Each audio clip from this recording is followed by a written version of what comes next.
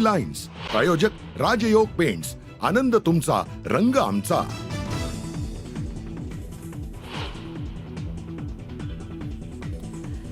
रामटेक बंगला शासनानं दिला. चंद्रशेखर बावनकुळेंना तर रामटेकबद्दल असलेल्या कथित चर्चांमुळे तो बंगला बावनकुळे स्वीकारणार की नाही याबद्दल चर्चा. खातेवाटपानंतर आता पालकमंत्री पदावर नजरा. मुंबईच्या पालकमंत्री पदावर शिवसेनेसह भाजपचाही दावा. पालकमंत्री पदावरून दोन्ही पक्षांकडून लॉबी.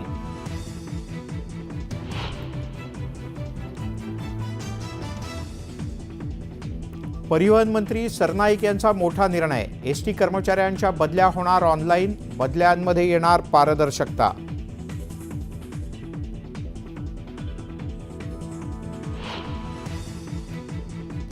राज्यातील भयंकर अपराधांशी संबंधित लोक देवेंद्र फडणवीस यांच्या मंत्रिमंडळात. ज्यांच्यावर जनतेचा रोष तेच तुमच्या मंत्रिमंडळात. संजय राऊत यांचा देवेंद्र फडणवीस यांच्यावर खोचक निशाणा.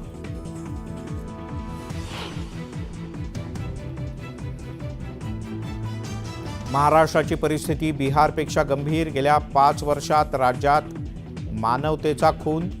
परभणी आणि बीडमधल्या धक्कादायक घटनेच्या पार्श्वभूमीवर राऊत यांचा सरकारवर हल्ला.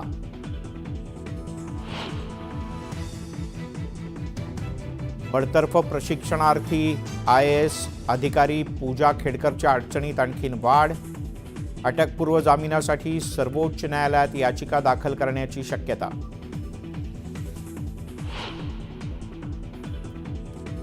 आमदार तानाजी सावंत यांच्या 2 पुतण्यांना धमकीचं पत्र.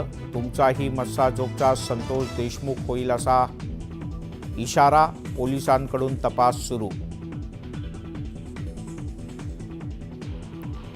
रत्नागिरी जिल्ह्यातील खेडच्या नारंगी नदीपात्रात आढळले गोवंशाचे अवशेष. हिंदुत्ववादी संघटनांनी पुकारलेल्या खेड बंदला मोठा प्रतिसाद.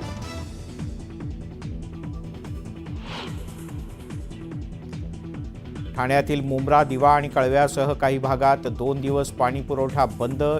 जलवाहिनीच्या दुरुस्ती आणि देखभालीच्या कामासाठी 27 तारखेच्या रात्री 12 पर्यंत पाणी नाही.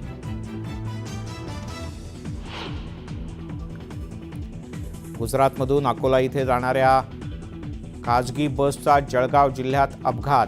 भरधाव बसवरचं नियंत्रण सुटलं. अपघातात महिला प्रवाशाचा मृत्यू.